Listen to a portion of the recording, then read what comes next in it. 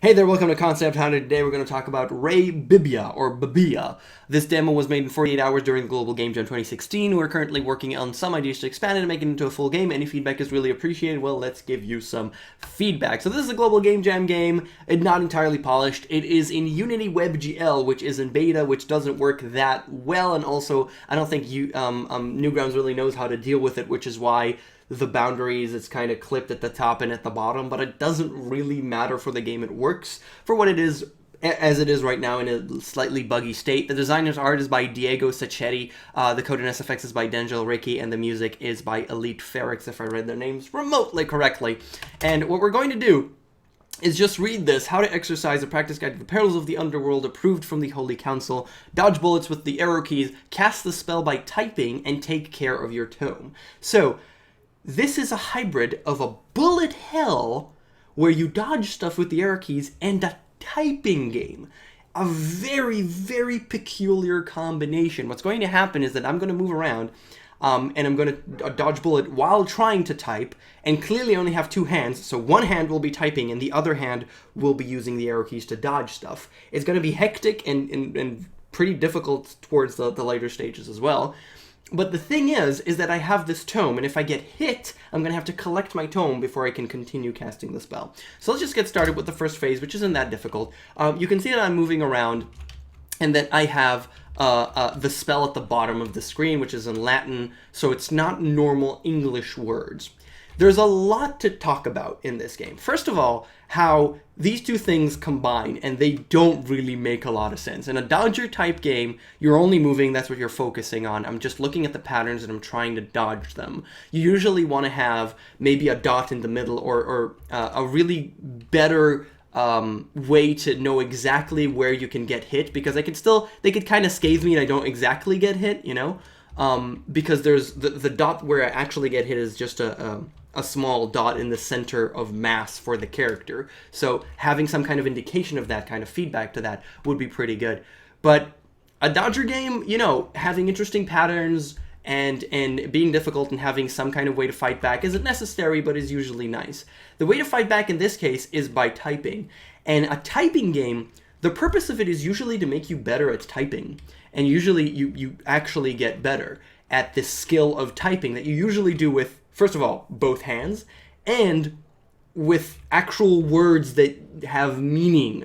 The fact that the words here don't have meaning is difficult, and the second part is that I have to type with one hand, or I'm just gonna hope that I don't get hit between shots, which doesn't really make any sense. So the way that this is supposed to be is you're supposed to use it one hand to type and one hand to move. And that isn't great, first of all, for typing, and the game isn't really optimized for that. You didn't really try. I don't really have any idea right now in my head as to what typing with one hand will look like. It's also not a skill that's really embedded in my head, so I actually look down at the keyboard in order to find things, because it's one-handed and because it's and I'm used to typing with two hands, obviously, because it's one-handed and because it's words that don't make any sense to me at all. You did try and have it at the top of, like, you don't have to look at the bottom, you can look at your actual character, which helps quite a lot, but you chose a Latin kind of font that makes it even harder to understand what the hell those letters are, which I'm totally not sure, but I think that's the letters. So you're really just putting on something difficult and something difficult on top of each other.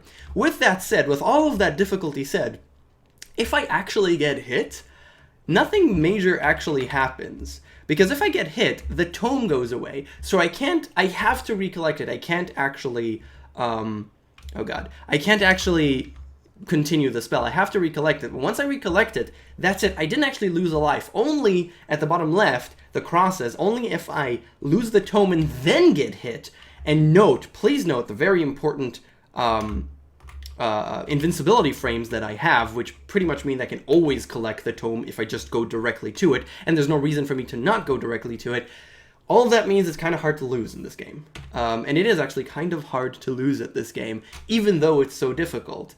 But it's a little bit too easy to beat this game. It's a little bit too easy because it's really difficult to die. And the difficulty doesn't actually, there's no reason for that difficulty. I mean, it's uncomfortable. Both of these things don't really work together well in terms of design. Just having these two systems don't make sense together. But then you can't really lose. So even the difficulty of trying to master this ridiculous combination is kind of gone because, yeah, you won't really die. So if you went in the direction of really trying to make this crazy combination work, there's more work to do. You have to think about how to do it in a cool way where moving and typing with one hand, or maybe you can find a way where typing will move me. I'm not entirely sure how, but that could be cool. Maybe WASD is always movement. I don't know. WASD is always movement, and all of the words don't have WASD in them. It could, I don't know, something weird, something cool. Some way to have bullet hell alongside typing, not in this sense, because this doesn't work that well. And if you go for this, don't make it impossible to lose, is what I'd say. I enjoyed it. It's pretty short. It's just a, it's a 48-hour game. It has amazing graphic for a 48-hour game, but yeah. And I also don't love the name. The name is just the name of the exorcist, Ray Bibbia, or whatever it is. It could be the Typerxorcist. That would make sense. The Typerxorcist, or another way to combine both typist and exorcist, I think. But yeah, that's Ray Bibbia. It's by Morbidware and these guys. And that's it for KOKOStern. Thank you so much for watching. I'll see you guys next time. Bye.